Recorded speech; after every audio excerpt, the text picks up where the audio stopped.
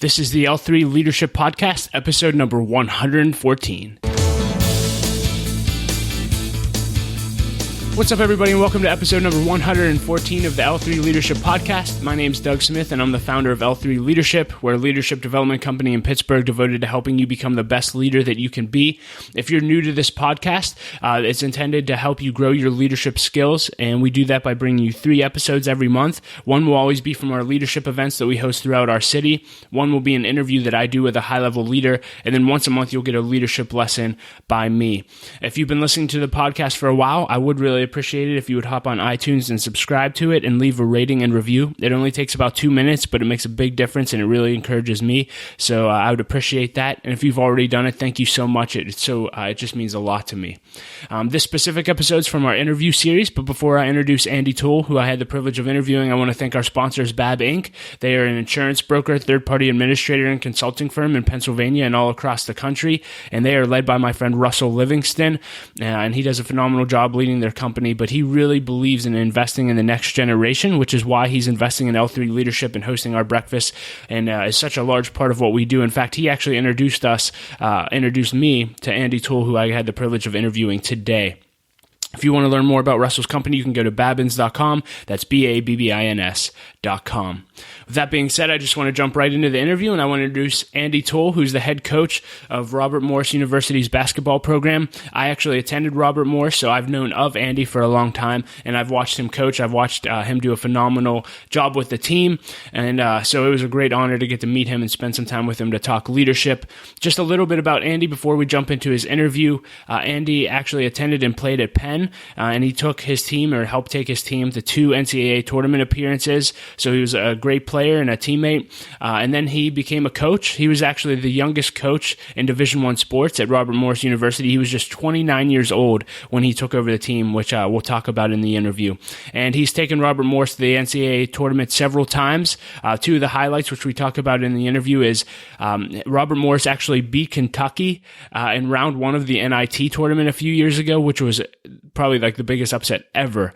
Just an unbelievable game. I got to watch that, and we talk about that. And then recently, last time they went to the NCAA Tournament, he played in the first round against Duke and got to coach against Coach K, which I'm sure was a lot of fun for him. But we talk about that as well, and I think you'll find his answers and talking about those experiences very interesting. So, throughout the episode, we talk about coaching, we talk about leadership, team building, personal leadership, and more. After spending an hour with Andy, I can tell you that you're going to love this episode. If you want to connect with Andy and check out his bio, and you can go to the show notes at l3leadership.org/episode 114, and you'll find everything you need there. So we'll jump right into the interview, and I'll be back at the end with a few announcements. Andy, thanks for being willing to do this. Why don't we just start off with us telling a little bit about yourself and who you are and what you do. My name is Andy Toole. I'm the head men's basketball coach at Robert Morris University here in Moon Township, Pennsylvania, and starting my 7th season as the head coach, my 10th season at Robert Morris overall, and my 11th season as a college coach,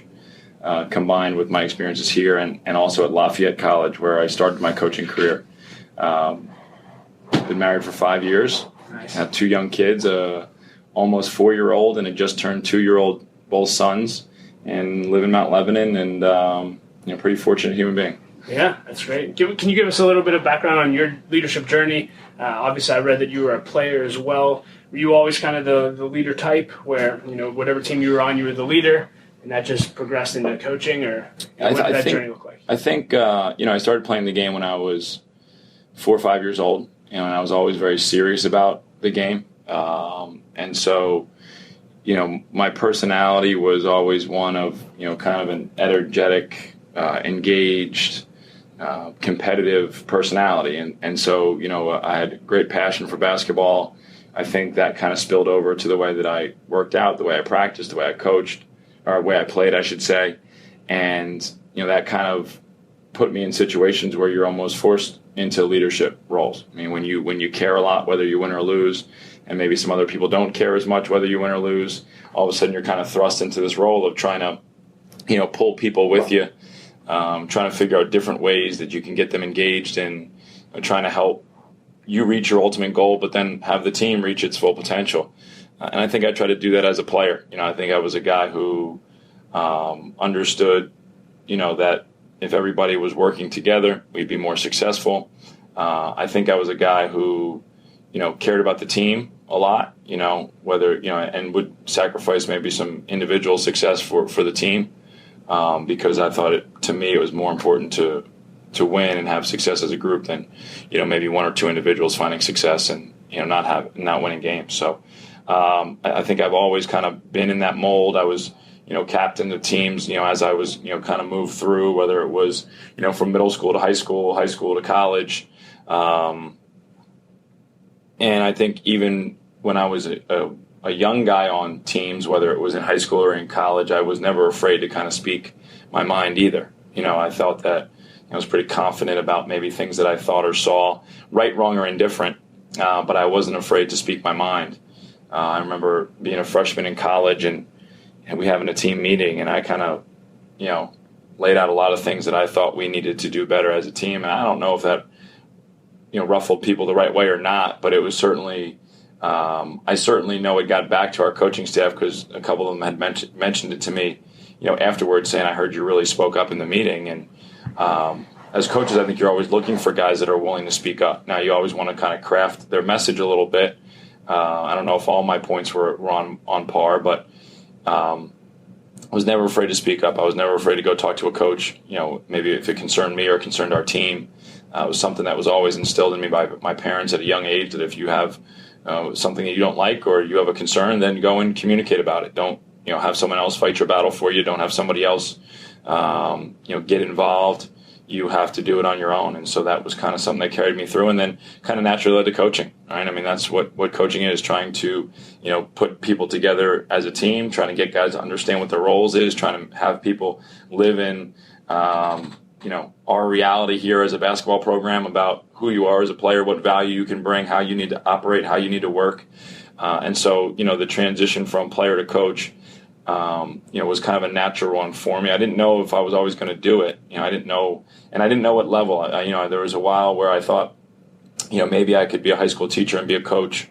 I played at a good high school in New Jersey, and the head coach I played for, you could kind of see what his life was like, and that was a attractive one to me. And then as I kind of got more around the college game, I felt like I didn't necessarily want to be in a classroom all day. I wanted to be on the court with guys and using that maybe as my classroom. Wow, it's quite a journey. Yeah. I want to take some time. We'll go back to your personal leadership in a bit, but want to focus on coaching and leadership. And just for to kick off, I thought we'd just talk about, I'd imagine, one or two of the highlights of your career. A few years ago, I watched the game. You guys beat Kentucky in the NEC Tournament, which was amazing. Yeah. And then recently you got to play Duke. I know you guys didn't end up winning, but that must have been such an honor to play Coach K and just be on the same court as him. So I'm just curious, tell us about those experiences, and maybe, I don't know if you learned anything from them, but what was that like? I mean, I think you learn from every experience, right? And I think, it's never, as we all know, that Kentucky game or that Duke game is kind of the tip of the iceberg, and all the stuff that came before it to get us there. I tell the story all the time that the year we beat Kentucky, we played at Xavier and had a chance to beat Xavier. We were down, had 3 shots to win the game, down 1 with under about 10 seconds, couldn't get it done. We went down to Arkansas, down 2, under a minute to go, get a defensive stop, get a rebound. Ball gets taken out of one of our players' hands. We end up fouling, end up losing the game by a couple.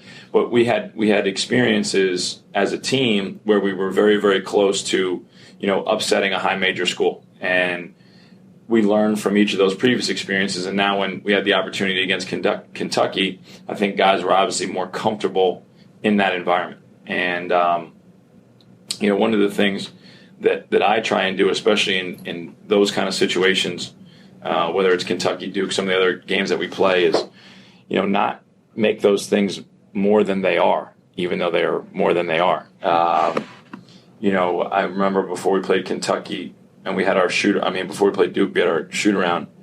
And a lot of people asked me the same question you did. What's like playing Coach K? And obviously he's a giant in the field, and any young coach would, love to have a career like he's had. But I wasn't playing Coach K. My team was playing his team, and his responsibilities and his job was to prepare his team as best as possible. And I had the same exact responsibilities. And if I spent my time worrying about what Coach K was doing or what Coach K thought, I probably wouldn't be doing the best job I could for the guys that I was responsible for. And so that's where I try and make sure that I put my energies, put my focus on our team. You know, obviously in college basketball we scout and do that kind of stuff, but you know, what is the energy level of our team? What is the focus of our team? If I'm standing there on the sideline staring down at him, then I'm not focusing on what's important to us. And the same thing with the Kentucky game or any of the games we play, you know, because I think that, you know, I have a responsibility to do the best job that I can for our players and for our program and our university, and that's what I try and focus on. And at the same time, it helps me deal with any type of anxiety that I might feel, right? A lot of times I think when you can immerse yourself in the other people that are in your locker room and focus on your preparation and focus on your game plan, then some of those other things don't creep into your mind, whether it's nervousness, anxiety, the moment, you know, all those kind of things. And so you know, and we try and set that up for our team. You know, our routine for the Kentucky game was the same as it would be for anybody on our schedule. You know, the play that we ran out of the you know, the first possession was probably the play we were most comfortable with, that we'd run a million different times, just to let everyone know that, hey, okay, I know it says Kentucky across their jersey, but you know, we still have to execute this play, and we're going to be fine. We just need to rely on the things that we work on every day. And I think when you kind of get outside of that scope is when you start to find yourself doing things that are, you know, outside your normal character as an individual or as a team. That's great. I'm curious. So you were on the same court as Coach K, but who are some of the coaches that kind of shape who you are as a coach, whether it was your high school basketball coach, and what specifically about the way they coached made you want to emulate them now? You know, my high school coach is a guy named Edward Zielinski, and I grew up in New Jersey and played at a school called Christian Brothers Academy. You know, Wiz was a guy that had great success. He was the ultimate coach in terms of organization and preparation. We would play some teams in our league, and we would laugh about it as a team where, you know, he would address us before the game and say, you know, 7 years ago these guys came out and jumped in the 3-2 zone, so we got to be ready for that. And we're thinking to ourselves, Coach, we beat these guys like, you know, 20 straight times, and we're going to win the game by, you know, 20 points. But he never thought that way, you know, and so that's kind of the way that we try and go about. I try and go about my business, you know, not taking any of the winning for granted. Trying to make sure that you know, start the process over each year to rebuild the team the way that it needs to be. And it's funny because I didn't, as a player, like I didn't start as a junior. I was the sixth man as a junior. I was kind of a physically undersized guy. I was like your classic late bloomer. And so in some ways, I think there's part of me that outside people might perceive that, you know, I would have been frustrated as a player because, you know, maybe I didn't get as much recognition as I could have or should have, right? Had a good senior year, but I kind of understood it. I didn't understand at the time. I thought I was as good as anybody that was playing more minutes than me or whatever, and that's part of the competitor in me. But now as you look back and you see people in those different situations and those different roles, you know, you start to understand the clearer picture. So Coach Wiz is a huge mentor for me. He's a guy that I still reach out to when different situations arise, you know, how he handled them, or, you know, just some advice. Fran Dunphy, who I played for at Penn, is a guy that I would love to emulate as well. You know, a guy who's, you know, maybe the definition of, you know, simplicity on the other side of complexity, right? He keeps the game incredibly simple. What he values and what he emphasizes about team play and about the game is exactly the way his teams perform, and he gets that message across that, you know, these are the 3 or 4 things that we're not going to compromise. These are our non-negotiables, and you're going to see that within us as people get on the court. Those are 2 guys that are, you know, really good mentors to me. You know, Mike Rice, who I worked for here at Robert Morris, is a very close friend who I bounce stuff off consistently. And then after I graduated college, I worked for a company called the Hoop Group, and it's a basketball enterprising company, and we would go around and we'd run camps and clinics and tournaments up and down the Eastern Seaboard. And the owner of that company is a guy named Rob Kennedy, and he's also a guy who's, you know, one, helped me learn how to work as an employee, you know, because that's obviously a different working environment. You know, as a player, you get geared up for your couple hours a day of practice and your weights or whatever you have. It's different when you're an employee. And I don't know if I was a great employee when he hired me.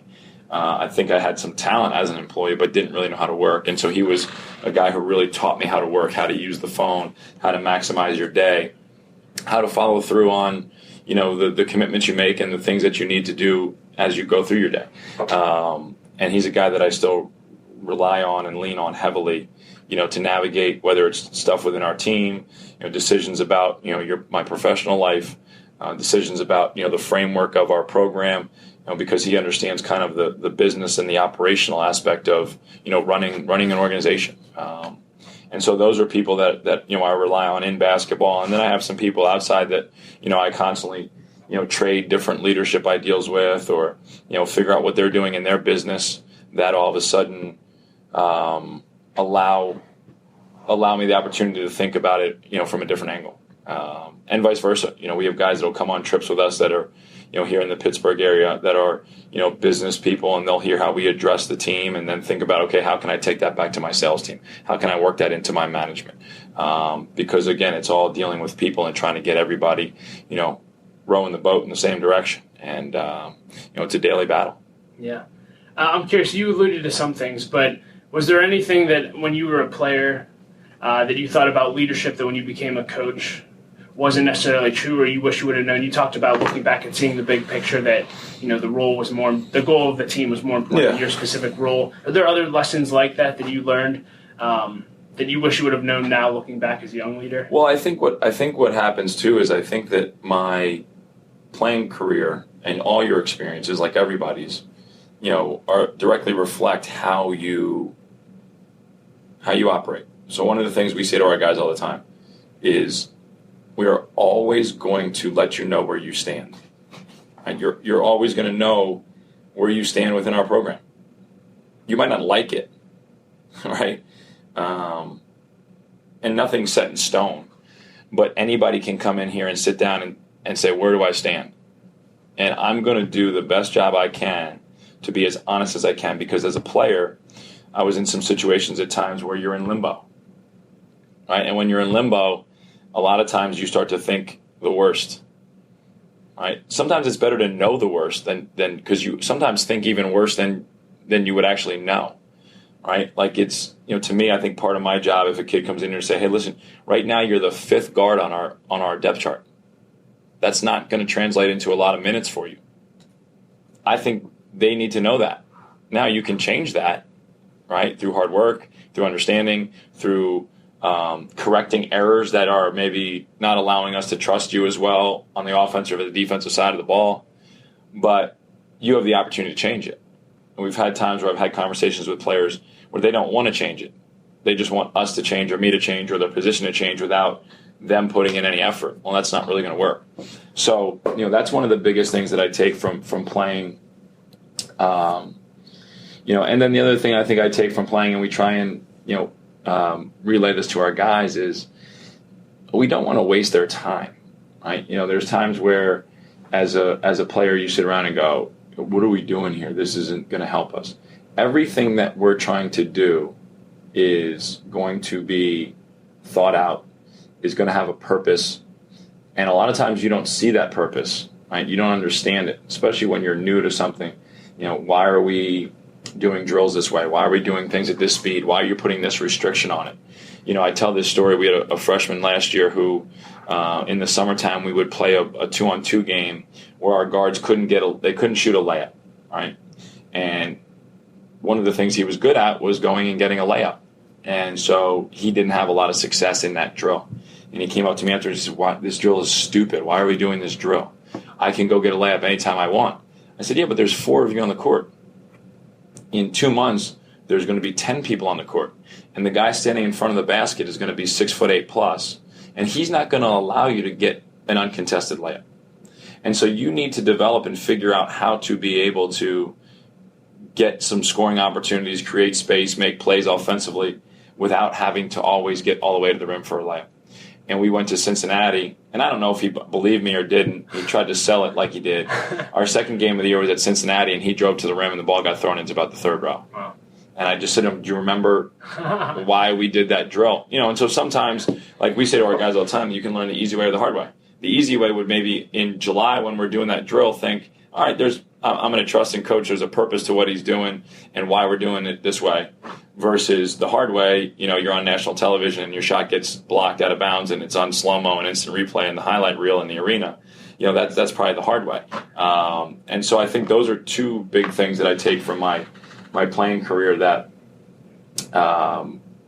help me at least try to explain those things to guys, right? Because I know they think those same thoughts, and so we try and explain some of them away and show them that there is purpose behind what we're doing, and you're going to know where you stand so that you can have a clearer sense of what you need to do, good, better, or indifferent. Yeah, that's good. You talked about candor. I think this is an issue for leaders. I'm probably more on the opposite side. It sounds like candor was very natural for you and your family growing up, so you may not have had a problem being it's an understatement. Dealing with candor. So on the other hand, have you had to learn in those conversations how to do candor with care, or is that also natural with you? Or, players usually walk away wanting to die after you're honest with them? Or it's probably something that I'm trying to improve on.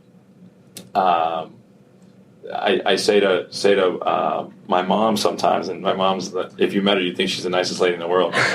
But my sister and I say to her all the time, we were born without your sensitivity gene. You know what I mean? Like it just is, hey, this is the deal. This is the deal. And you're doing it. Right? There's no debate. There's no decision. You might not like it, but this is it. And so I think as an assistant, I had some of the candor with care because, I wasn't the ultimate decision maker. I wasn't the guy who had to, draw the line in the sand. I could kind of help those guys navigate. I could give them a opportunity to, voice their opinion about, the head coach and then try and, shift their mindset to understand why he was doing what he was doing or how we could do it differently.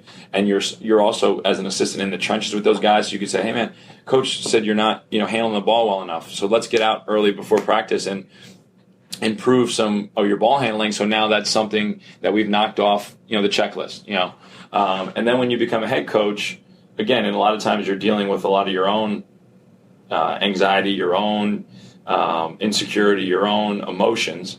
And so you're not always concerned about the other people's emotions. And so I was probably incredibly brutally honest to a fault early.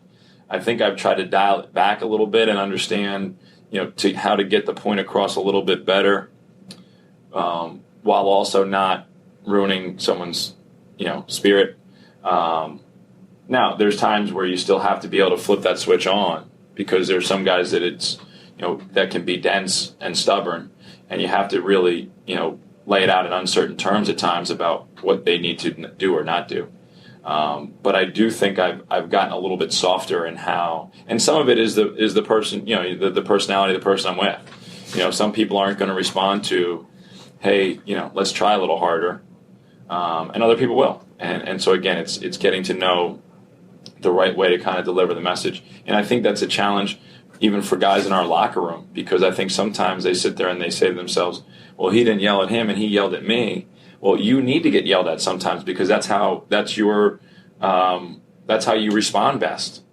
You yell at this guy, he shuts down. I yell at you and you fire up, and I want you fired up and him not shut down.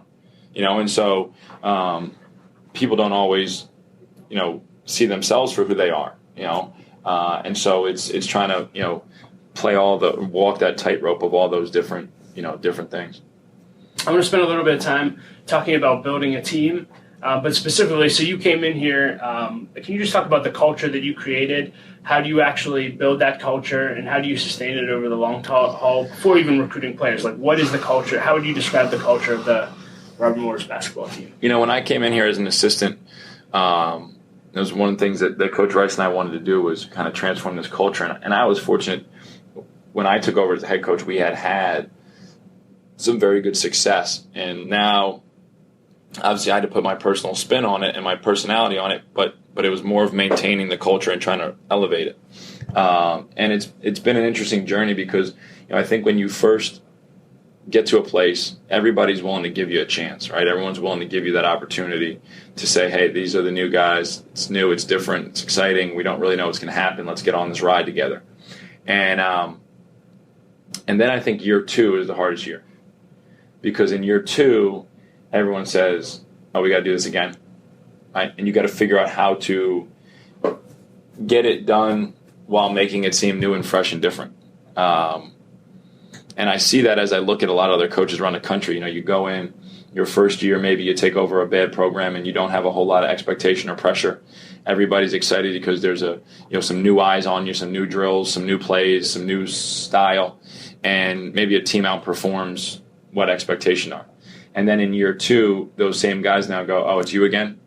All right, and now you got to rework that again. And I think we'd want to have a team that understood that we're a really hardworking culture, a blue-collar culture, a team that maybe is willing and hopefully will become able to go above and beyond what is normally required to win, to have success.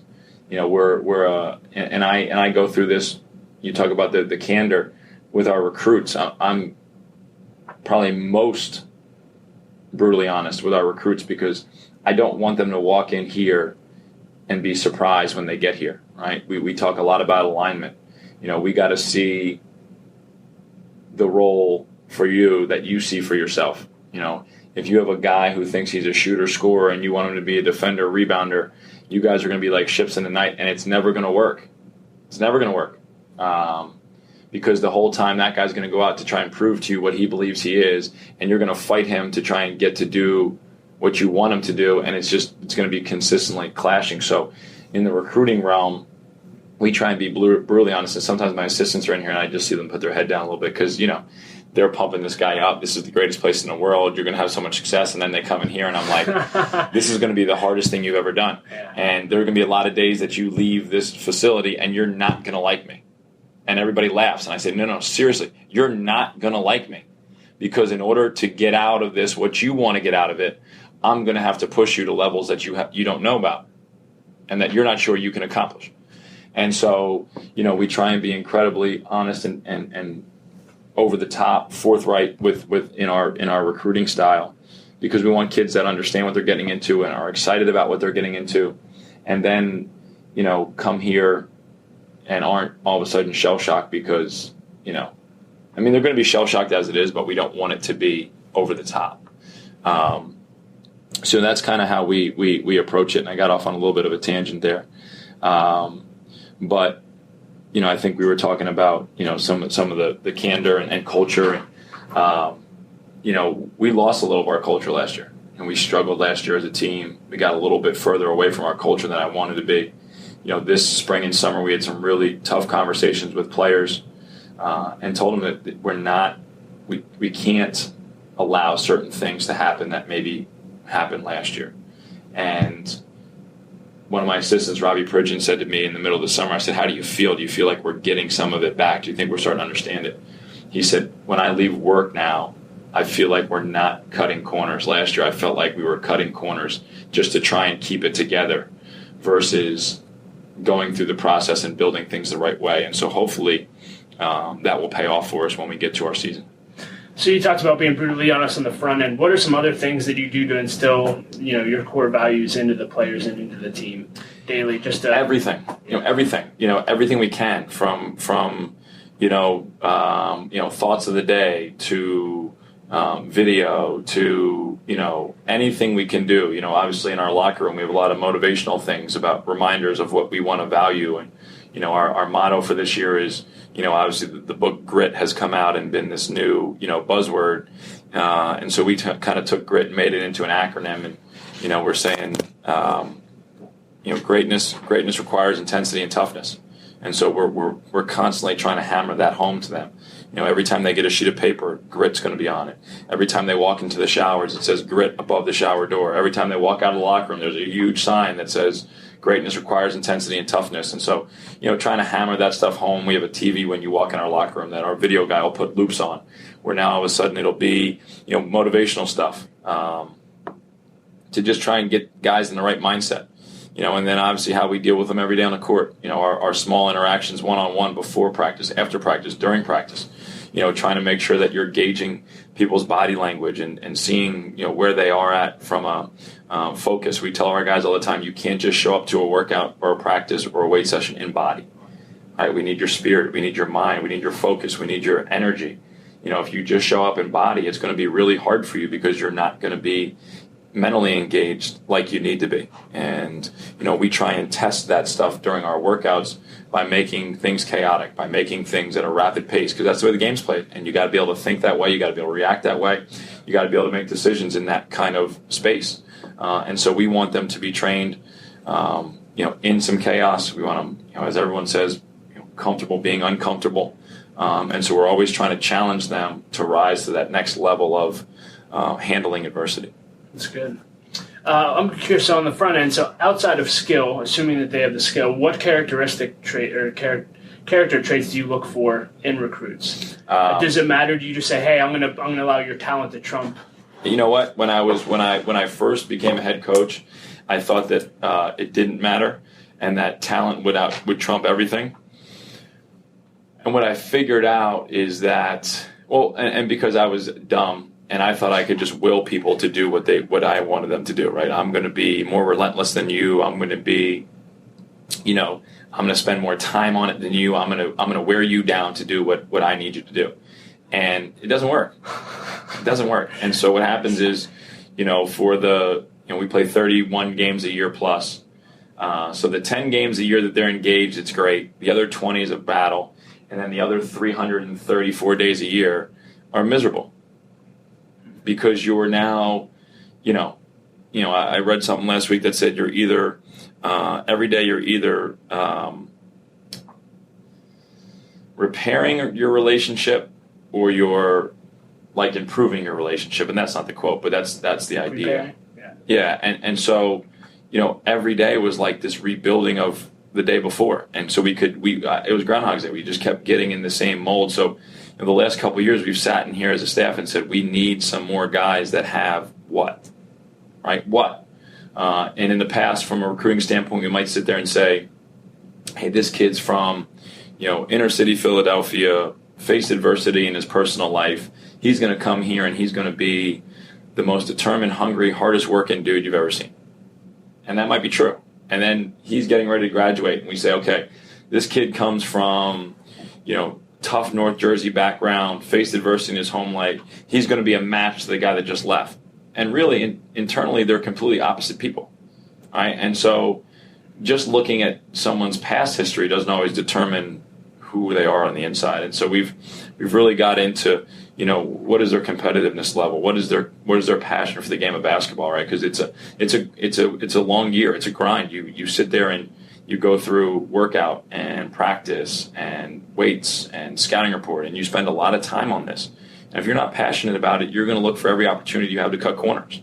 If you're not competitive, you're not going to survive here, because a lot of the things that we do are all based on competition, right? Who's better than who, right? You get in the habit of winning or the habit of losing. You get in the habit of trying to figure out how to win. And so we always, try and hold guys accountable with competition, even as simple as things as, individually counting the number of shots they might have made one day so that the next day they can come back and make more. All right, let's try and improve. Let's try and get better. And that can be overwhelming for people if you're not comfortable in competitive situations. And, so we've looked for those things. Do they have that competitiveness, that passion? Do they have some resolve? Are they going to be willing to come back after they have a bad day? Some consistency in personality. It's hard to coach people when you don't know who they're going to be on a day-to-day basis. And so we try and get into that with, evaluating them in not always just a game situation, because guys like games, but what are they like in practice? What are they like in the conditioning? What are they like in the weight room? Trying to dig down into that to figure out how they're going to be able to survive here. And the other thing is people that you can talk to, people that you can have conversation with, people that want to have a relationship with you. I say to recruits all the time, we've never brought a player into this program that we have not wanted to have a relationship with. Many have come not wanting to have a relationship with us. And a relationship's a two-way street, right? Our relationship with our player can't just be, when we need them to do something for us or they need us to do something for them. What else is going on? And I think we've tried to create a coaching staff and a culture here where, you can freely express your ideas and opinions. Now, if they're ridiculous, we're going to talk about it. You know what I mean? But sometimes players will say, well, I'm not comfortable doing that. Well, you should start becoming comfortable doing that, because you're going to have a boss. You're going to have some people as you grow that you're going to have to be able to sit down with and maybe ask a tough question or get an answer back that you don't like. And I think that's the biggest thing that some of our players struggle with is it's not they're afraid to ask the question. They don't want the answer. They don't want that honest answer. They don't want the truth or the reality of it, because they want to be able to live in the world that they want to live, where they see things through their prism of, hey, I had a great practice today. We have guys that'll leave practice and remember the 3 baskets they made and forget the 5 turnovers they had. And the coaches will walk up here thinking about the 5 turnovers they had and not thinking about the 3 baskets. And so how can we get everybody in that same reality, that same realm of what's good and what's not? Great. Last 2 questions before we jump into some personal leadership. Best part, most exciting part of coaching for you? Most exciting part of coaching for me is definitely when you get to a point, and it's happened to me a couple times with teams, where you feel like you can step away, where you can sit there. I remember my 3rd year, we won a regular season championship, and we won it on the road, and it was one of the most hostile environments we had been in, and all the work, a year's worth of work to get to that point. Basically, my voice was gone. My voice basically became their voice. We would go into timeouts, and they're communicating to each other the way that I would be communicating to them. And it was amazing to see that team come together, and you almost take satisfaction out of that, and you step back and you're able to say, like, okay, I've accomplished what I want to accomplish. These guys are talking to each other about situations or breakdowns or decisions that need to be made, like I would be saying to them, and everybody's eyes were focused on the same place, and everybody was engaged, and everybody was giving incredible effort. And so for me, that's some of the most satisfying thing as a team. And then when you get that kind of thing with an individual, when you start to see an individual come in immature, unknowing, or thinking they know everything, and then seeing them transform into figuring out how to create a routine for themselves pre-practice, how to take care of their body, how to understand scouting report, how to handle their academic load, and all of a sudden watch that maturation. I think is those are the best things for me as a coach. And on the flip side, most frustrating parts of being a coach? The exact opposite. when you can't get through to somebody, and when you can't get somebody to max out their potential. When you feel like you haven't connected with them, or they haven't connected with you in a way that's going to be positive for them. When we do goal sheets or we do different things, I think some guys think those things are words on a paper. To me, that's your commitment. You're making a commitment to do something. And so, we don't ever have a guy come in our office and say, hey, coach, I really want to be the 12th man this year. But then when we go down on the court, sometimes guys act like that.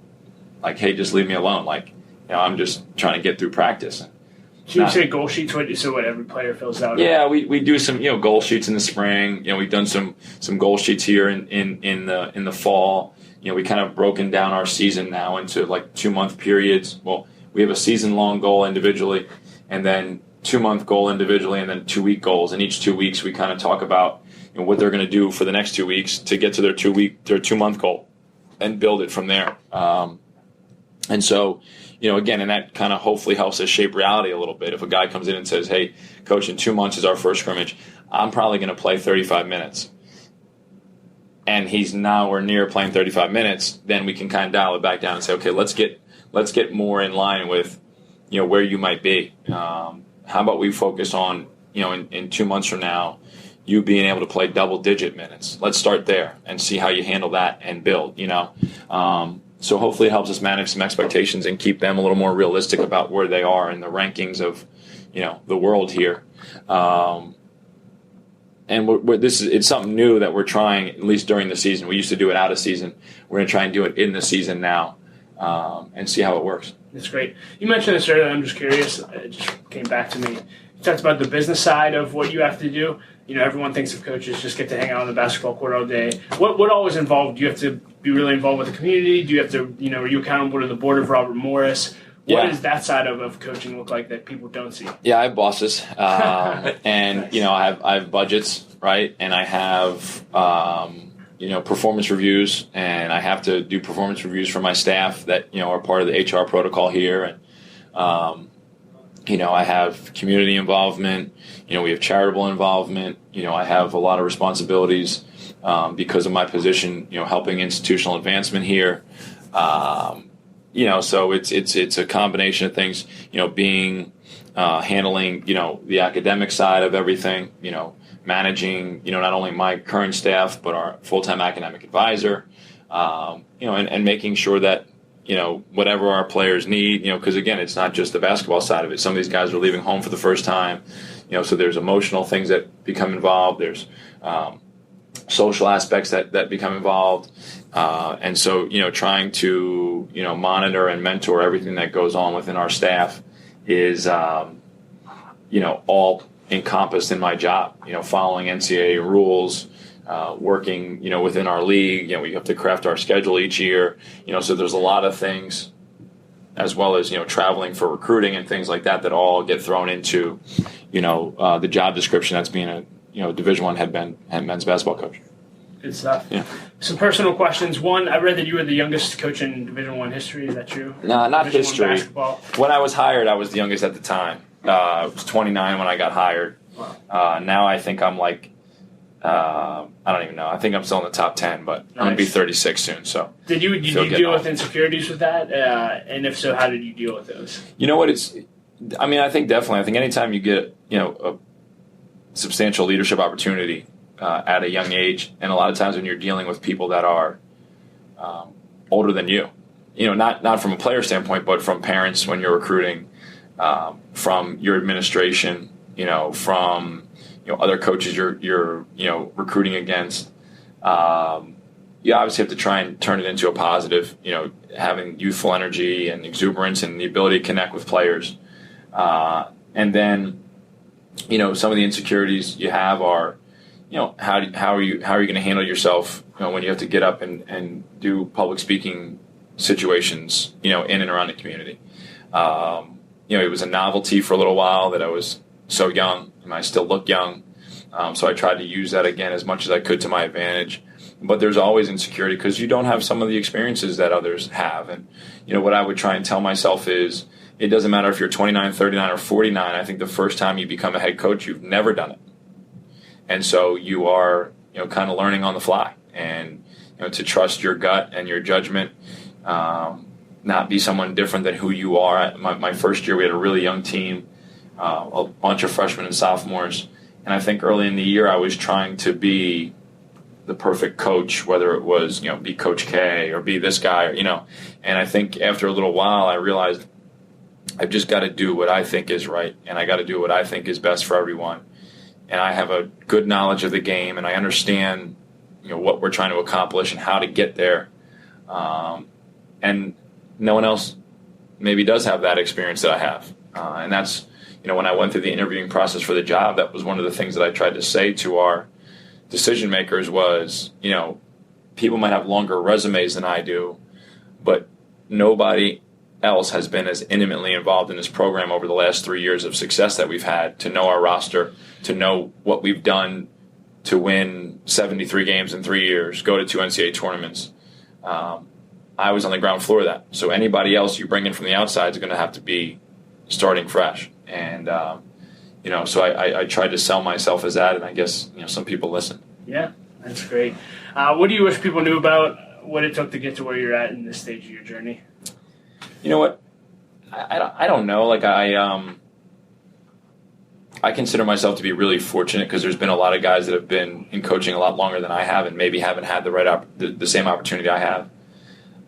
What I will say is I was about 0 for 5 on my first 5 college coaching interviews, and lost. And obviously I'm not going to say it. Lost jobs to guys that I know and know well, and at that point in time was kind of scratching my head saying, "Is this for me?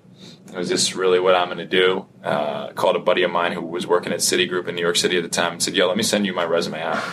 I'm 0 for 5 right now. And he's like, "You can send it if you want." He's like, "I'm sure we could find you something, but you want your life to be over?" Nice. So, that kind of woke me up, and I kind of stayed with it a little bit longer, and obviously it's turned out really well. So I think just like anything, it's not going to go smoothly. There's going to be ups and downs. I think there's times you don't ever try and show it in front of your team or your staff where, you're driving home going, what am I doing? You replay a lot of the things in your mind as you kind of go through your day. Did I handle that right? Would I do that the same way again? Did he understand what I was talking about? And so, you do a lot of that self-analyzation and evaluation to try and make sure that you're portraying what you want your team to portray. And it's not always easy.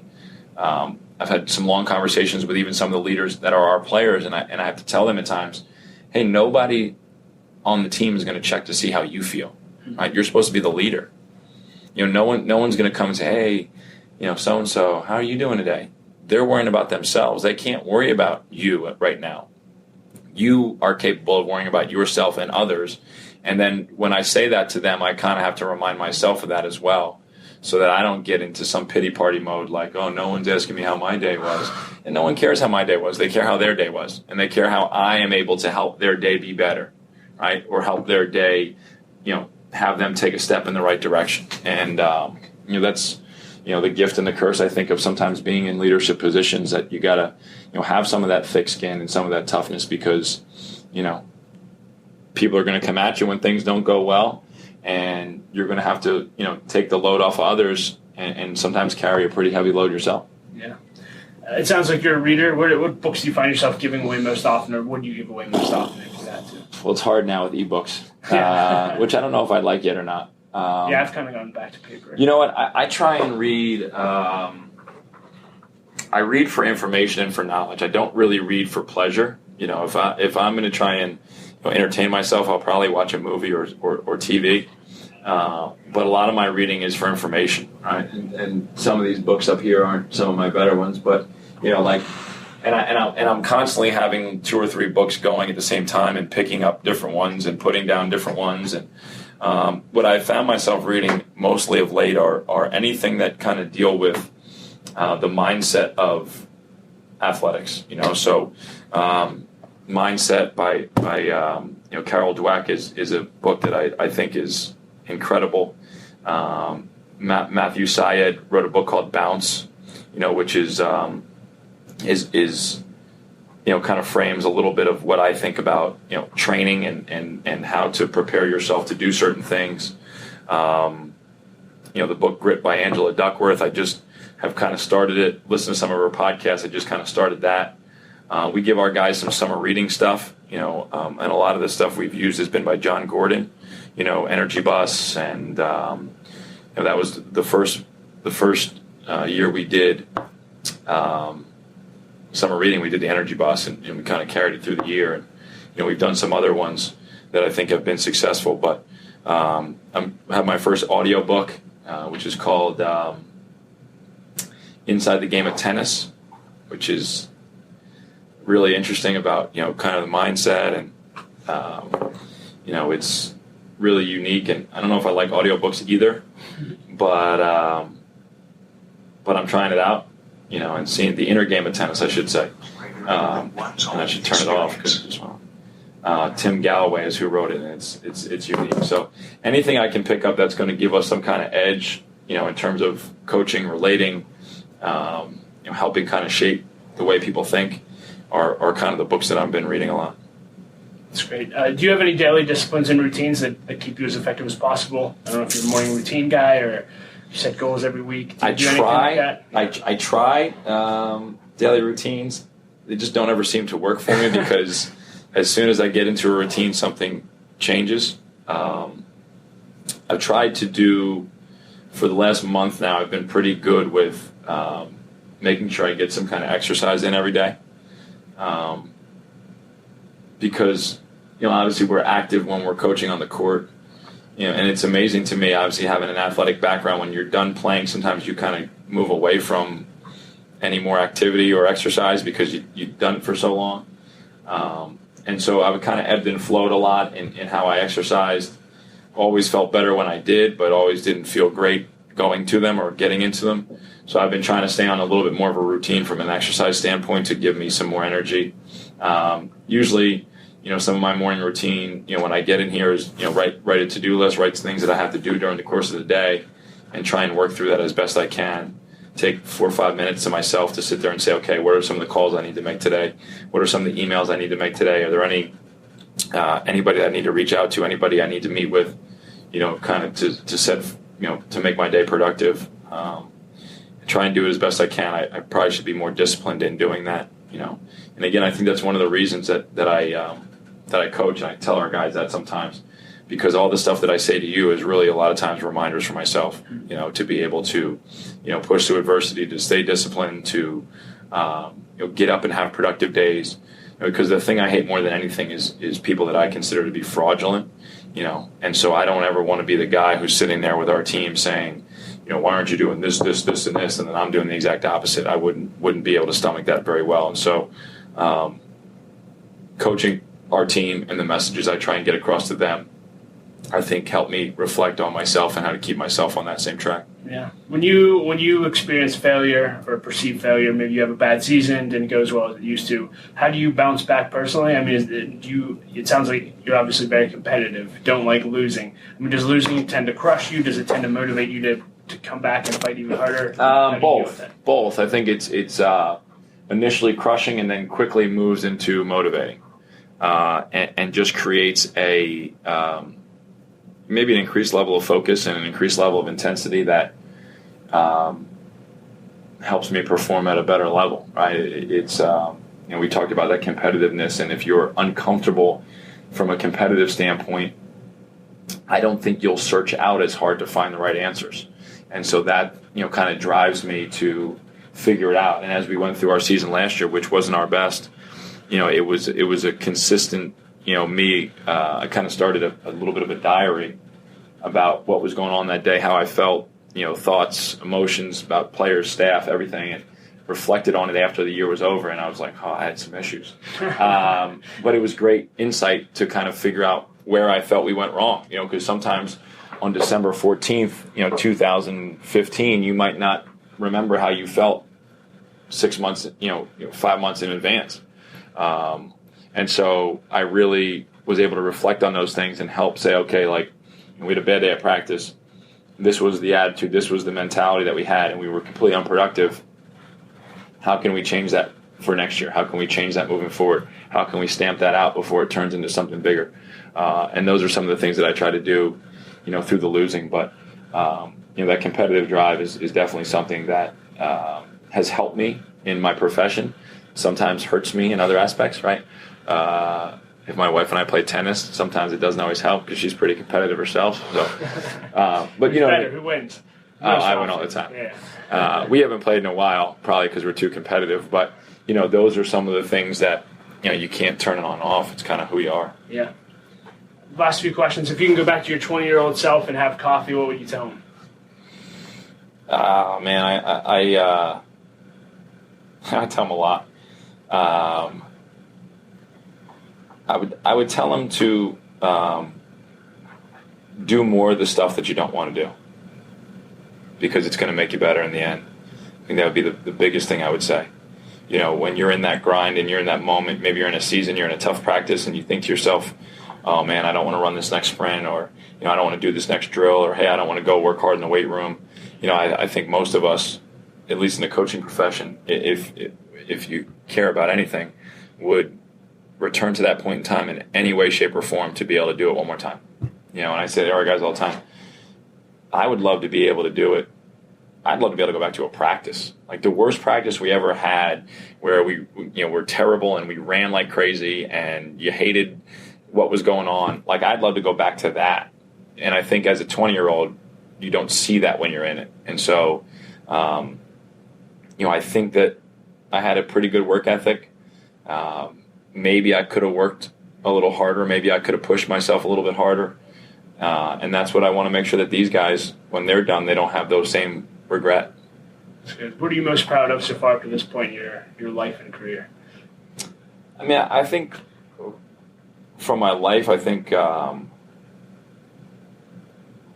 I think my career kind of is my life. And I don't know if that's a good thing or a bad thing, but I think they're so intertwined, because this isn't a 9 to 5. This isn't a sit in a cubicle and, turn your phone off on Friday and turn it back on Monday morning.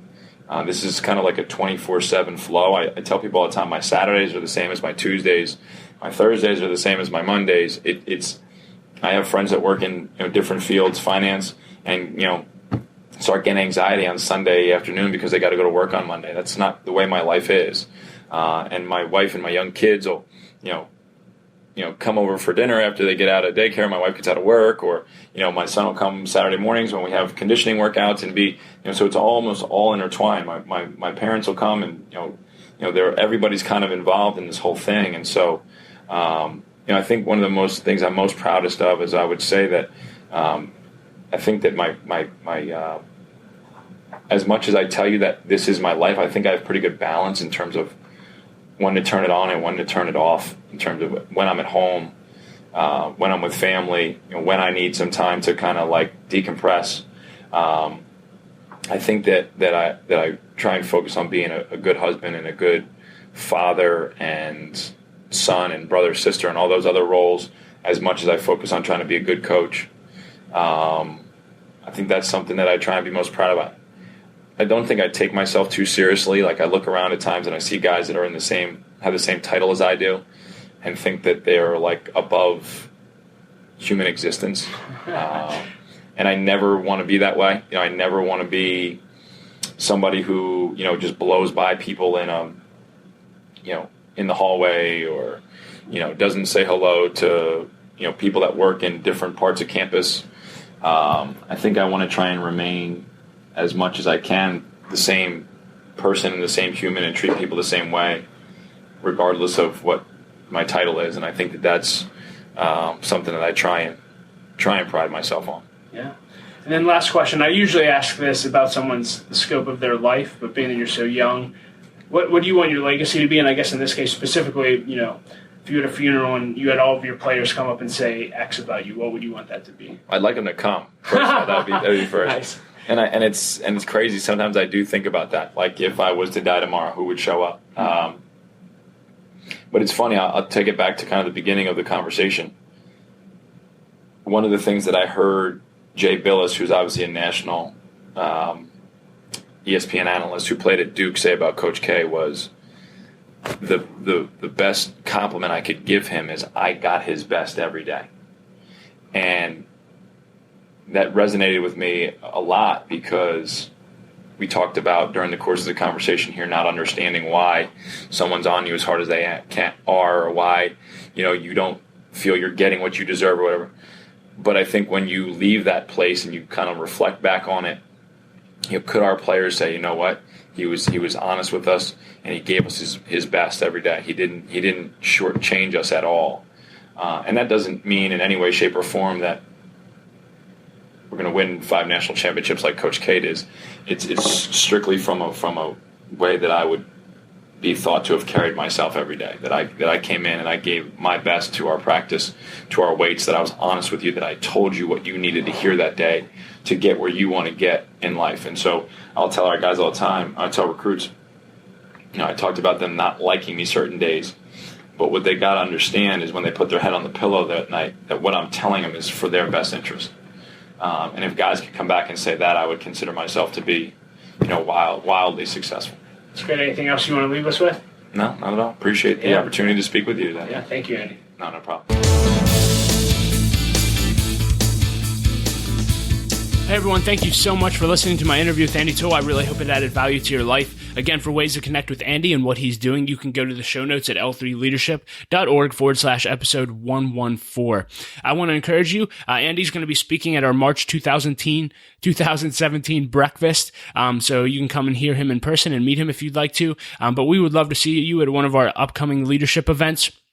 If you want to see what events are coming up to come out to, you can go to l3leadership.org/event, and we would love to meet you in person. I want to thank our other sponsor, 068, a company led by my friend Daniel Bull, and they actually start companies with ex-convicts.